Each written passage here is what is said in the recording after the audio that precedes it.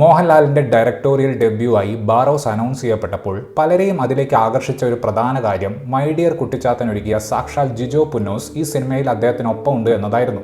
പക്ഷേ കൊറോണ കാരണം പലതരം പ്രൊഡക്ഷൻ ഡിലേകൾ നേരിട്ട സിനിമയിൽ നിന്ന് ജിജോ ഒരു ഘട്ടത്തിൽ പിന്മാറി. അദ്ദേഹം തന്നെ തന്റെ ബ്ലോഗിൽ അദ്ദേഹം മനസ്സിൽ കണ്ട ബാറോസിൽ നിന്നും ഈ സിനിമ ഒരുപാട് മാറ്റമുള്ളതാണെന്ന് പറഞ്ഞിരുന്നു. ആദ്യം ബാറോസ് ഒരു 3D നാടകമായി ഒരുക്കാനായിരുന്നു മോഹൻലാലിന്റെ താല്പര്യം. എന്നാൽ ലോജിസ്റ്റിക്കലായി ഒരുപാട് ബുദ്ധിമുട്ടുകൾ ഉള്ളതുകൊണ്ട് ആ പദ്ധതി മാറ്റിവെച്ച് അത് സിനിമയായി ചെയ്യുകയായിരുന്നു. സത്യം പറഞ്ഞാൽ ബാറോസ് ക്യാമറയിൽ ഷൂട്ട് ചെയ്ത് വെച്ചതുകൊണ്ട് അത് സിനിമയാണെന്ന് പറയാം. അല്ലാതെ നോക്കിയാൽ ഒരു നാടകം അവതരിപ്പിക്കുന്ന രീതിയിൽ തന്നെയാണ് സീനുകൾ സ്റ്റേജ് ചെയ്യുന്നതും ആളുകൾ പെർഫോം ചെയ്യുന്നതും എല്ലാം. സിനിമയുടെ ടാർഗറ്റ് ഓഡിയൻസ് ആയിട്ടുള്ള കുട്ടികളെ പോലും സിനിമ വല്ലാതെ അണ്ടർ എസ്റ്റിമേറ്റ് ചെയ്യുന്നുണ്ട് എന്ന് തോന്നുന്നു. വളരെ ക്രിയേറ്റീവ് ആയിട്ടുള്ള ഒരു കൂട്ടം ആളുകളുടെ ജഡ്ജ്മെന്റ് തെറ്റുന്നതിന്റെ 154 മിനിറ്റ് നീളമുള്ള ഒരു കാഴ്ചയാണ് ഒരർത്ഥത്തിൽ ബാറോസ്. 400 വർഷം മുന്നേ ഗോവ ഭരിച്ചിരുന്ന പോർച്ചുഗീസ് രാജാവായിരുന്ന ക്രിസ്റ്റാവോ ദ ഗാമയുടെ വിശ്വസ്തനായിരുന്നു ബാറോസ്. ഒരു ഘട്ടത്തിൽ കൂടുതൽ സൈനിക ശക്തിയുടെ ആവശ്യമുണ്ടായപ്പോൾ ഗാമയ്ക്ക് പോർച്ചുഗലിലേക്ക് തിരിച്ചു പോകേണ്ടി വരുന്നു. അദ്ദേഹത്തിൻ്റെ സമ്പാദ്യം മുഴുവൻ സൂക്ഷിക്കാനുള്ള ഉത്തരവാദിത്വം വിശ്വസ്തനായ ബാറോസിനെ ഏൽപ്പിച്ചിട്ടാണ് ഗാമ മടങ്ങിപ്പോയത്. പ്രസന്റ് ഡേയിൽ ഈസ എന്നൊരു പെൺകുട്ടി അതേ സ്ഥലത്തേക്ക് വരികയും അതിനുശേഷം അവിടെ നടക്കുന്ന കാര്യങ്ങളുമൊക്കെയാണ് നമ്മൾ ഈ സിനിമയിൽ കാണുന്നത്. സിനിമ അനൗൺസ് ചെയ്ത കാലം തൊട്ടേ ഇതൊരു കുട്ടികൾക്ക് വേണ്ടിയുള്ള സിനിമയാണെന്ന കാര്യം മേക്കേഴ്സ് വ്യക്തമാക്കിയിട്ടുണ്ട്. പക്ഷേ സത്യം പറഞ്ഞാൽ വളരെ ചെറിയ അറ്റൻഷൻ സ്പാനുള്ള കുട്ടികളെ തൃപ്തിപ്പെടുത്തുന്നത് അത്ര എളുപ്പമുള്ള കാര്യമല്ല. ഇത് കുട്ടികൾക്കുള്ള സിനിമയാണെന്ന് മനസ്സിൽ വെച്ചുകൊണ്ട് ഈ സിനിമയെ അപ്രോച്ച് ചെയ്താലും ഇതിലുള്ള പോരായ്മകൾ കാണാതിരിക്കാൻ പറ്റില്ല. TK രാജീവ് കുമാറും മോഹൻലാലും ഏഷ്യാനെറ്റിന് വേണ്ടി ചെയ്തിട്ടുള്ള ഒരുപാട് ഷോകളിൽ നമ്മൾ കണ്ടിട്ടുള്ള പല സാധനങ്ങളുടെയും ഒരു എക്സ്റ്റൻഷൻ മാത്രമായി മാറുകയാണ് പലപ്പോഴും ബാറോസ്. നിധി കാക്കുന്ന ഭൂതം എന്ന ബേസിക് ഐഡിയയുടെ അപ്പുറത്തേക്ക് തിരക്കഥയ്ക്ക് കാര്യങ്ങളെ കൊണ്ടുപോകാൻ ഒരു ഘട്ടത്തിലും സാധിക്കുന്നില്ല. മെലോഡ്രമാറ്റിക് ആയിട്ടുള്ള ഡയലോഗുകൾ പലപ്പോഴും കോമഡിയായി മാറുന്നുണ്ട്. പ്രത്യേകിച്ച് എപ്പോഴൊക്കെ മോഹൻലാൽ തമ്പുരാനെ എന്ന് പറയുന്നുണ്ടോ അപ്പോഴൊക്കെ സംഗതി പാടുന്നുണ്ട്. തൻ്റെ ആദ്യ സംവിധാന സംരംഭത്തിൽ സീനുകളിൽ നിന്ന് ഇമോഷൻസ് എക്സ്ട്രാക്ട് ചെയ്യുക എന്ന പരിപാടി മോഹൻലാൽ എന്ന സംവിധായകന് വേണ്ട രീതിയിൽ സാധിക്കുന്നില്ല.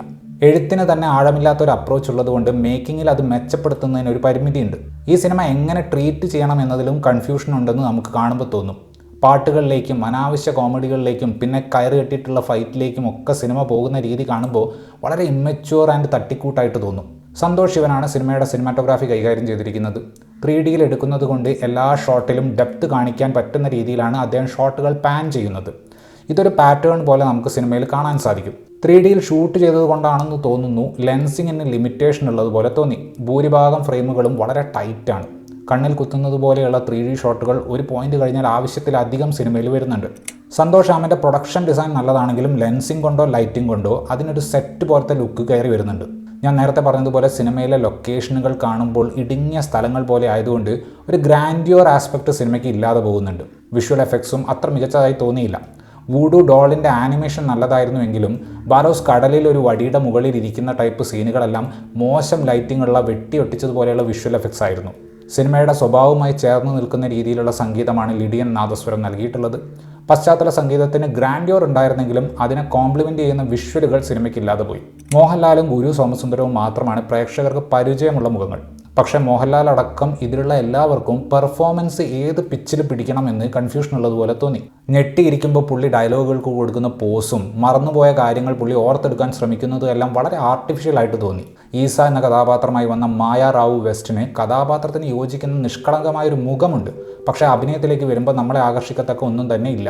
ഗുരു സോമസുന്ദരം വെറും ഒരു കോമാളിയായിട്ട് മാറുകയാണ്. ഇന്ത്യക്കാരല്ലാത്ത മറ്റ് അഭിനേതാക്കൾക്ക് ഏത് നേരവും എക്സെൻട്രിക് ആയിട്ട് ബിഹേവ് ചെയ്താൽ മതി. നമ്മൾക്ക് പരിചിതരല്ലാത്ത ഇന്ത്യൻ നടന്മാർ അഭിനയത്തിലും ഡയലോഗ് ഡെലിവറിയിലും പരിതാപകരമായിരുന്നു. ആശീർവാദിൻ്റെ എല്ലാമായ ആന്റണി പെരുമ്പാവൂർ മാത്രമാണ് അഭിനയം കൊണ്ട് തിയേറ്ററിൽ ഒരു ഓളം സൃഷ്ടിച്ചത്. CGI ഉപയോഗിച്ച് പോസ്റ്റ് പ്രൊഡക്ഷനിൽ സിനിമയിലേക്ക് കൂട്ടിച്ചേർത്തതാണ് അതിലെ വൂഡു ഡോൾ. ആ ഡോളിനെ കൊണ്ട് പറയിപ്പിക്കുന്ന പല ഡയലോഗുകളും ഒരർത്ഥത്തിലും സിനിമയിലെ പോരായ്മകൾ മറയ്ക്കാൻ വേണ്ടി ഉണ്ടാക്കിയതാണ്. അതിനാടകീയമായി ചുറ്റി വളച്ച് ഓരോ കാര്യങ്ങളും ബാറോസ് പറയാൻ നോക്കുമ്പോൾ ഈ പാവ താനൊന്ന് വേഗം പറയാൻ നോക്കണോ എന്ന് പല സ്ഥലത്തും പറയുന്നുണ്ട്. TK രാജീവ് കുമാറും മോഹൻലാലും ഈ സിനിമ റീറൈറ്റ് ചെയ്യുന്ന സമയത്ത് ഇതുപോലൊരു പാവ അവിടെ ഉണ്ടായിരുന്നെങ്കിൽ ഒരുപക്ഷെ ക്രിഞ്ച് കുറച്ച ഫൺ കൂടിയ ഒരു ബാറോസ് നമുക്ക് ലഭിച്ചേനെ.